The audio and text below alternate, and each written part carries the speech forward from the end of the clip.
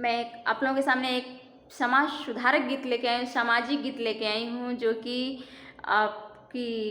आपको पसंद आएगा। आप पूरा फुल वॉच ज़रूर करिएगा और सपोर्ट करिएगा। अगर नए लोग चैनल पे आए हैं तो सब्सक्राइब करके इस चैनल को सपोर्ट करते रहिए, आगे बढ़ाते रहिए और इस बहन के चेहरे पे मुस्कुराहट और खुशी लाते रहिए। आप लोगों से यही विनती है, एक बार नहीं 1000 बार विनती है। तो आप लोग ये गाना सुनिए।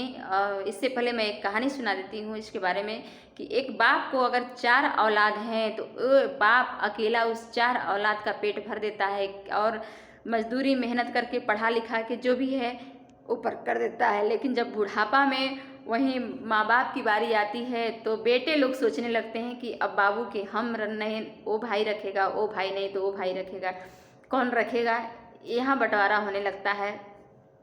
लेकिन वो माँ बाप जब 4 बच्चों को पालते हैं तो वो कभी नहीं सोचते हैं कि हम इसको नहीं इसको खिलाएंगे, इसको नहीं इसको खिलाएंगे। देखिए, उसी पर आधारित मैं एक गाना लेके आई हूँ, जो कि सुनिएगा, फुल वॉच ज़रूर करिएगा और अगर अच्छा लगे तो प्यारा सा छोटा सा कमेंट करके मेरे चेहरे पर मुस्कुराहट ला दीजिएगा और सब्सक्राइब जरूर करिएगा। नए लोगों से विनती है और फुल वॉच जरूर करिएगा प्लीज़। जेकरा पर लुटा दिहल बाबूजी कमाई के, जेकरा पर लुटा दिहल बाबूजी कमाई के, उह बेटा सोचता लोग बाप की खियाई के, उह बेटा सोचता लोग बाप की खियाई के।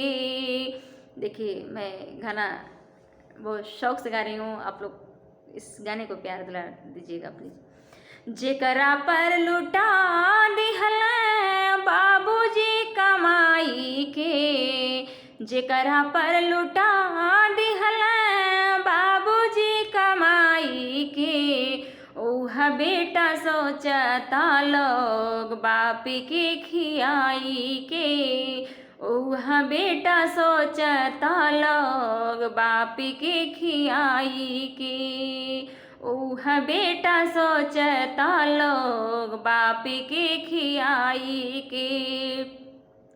बूढ़ऊ के लागे नहीं खैनी के दाम हो, बूढ़ऊ के लागे नहीं खैनी के दाम हो, रुपया से बेटा लोग भरता गोदाम हो, रुपया से बेटा लोग भरता गोदाम हो। इहो लोग बुढ़ई हैं कहियो के कही समझाई के, इहो लोग बुढ़ई हैं कहियो कही समझाई के, ओह बेटा सोचता लोग बाप की खियाई के, उह बेटा सोचता लोग बाप की खियाई के। जेकरा पर लुटा दिहल बाबूजी कमाई के, जेकरा पर लुटा दिहल बाबूजी कमाई के, उह बेटा सोचता लोग बाप के खियाई के, उह बेटा सोचता लोग बाप के खियाई के। कई के मजूरी बेटा वन के खियावना, कई के मजूरी बेटा वन के खियावना, रहलयान पढ़ लेकिन बेटवन के पढ़ावला, रहलयान पढ़ लेकिन बेटवन के पढ़ावला, बाढ़ बीमार ले ही जात नहीं दवाई के, बाढ़ बीमार घर में ले ही जात नहीं दवाई के, उह बेटा सोचता लोग बाप की खियाई के, उह बेटा सोचता लोग बाप की खियाई के। जेकरा पर लुटा दिहल बाबूजी कमाई के, जेकरा पर लुटा दिहल बाबूजी कमाई के, उह बेटा सोचता लोग बाप के खियाई के, उह बेटा सोचता लोग बाप के खियाई के।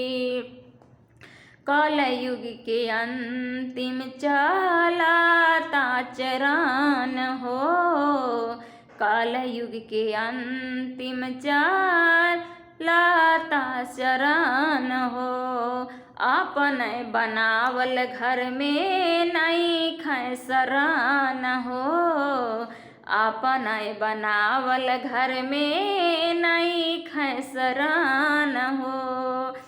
सूचित मौर्या चले यहाँ फिर के आई के, सूचित मौर्या चले यहाँ फिर आई के, उह बेटा सोचता लोग बाप के खियाई के, उह बेटा सोचता लोग बाप के खियाई के। जेकरा पर लुटा दिहल बाबूजी कमाई के, जेकरा पर लुटा दिहल बाबूजी कमाई के, उह बेटा सोचता लोग बाप के खियाई के, उह बेटा सोचता लोग बाप के खियाई के।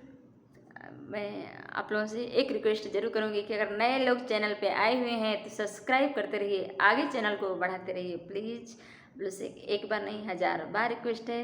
और लाइक करिए चाहे मत करिए, लेकिन मेरा जो भी वीडियो जाता है आप लोग फुल वॉच जरूर करिएगा प्लीज़। लाइक अगर मन ना आए तो लाइक कर देना, कमेंट कर देना प्लीज़।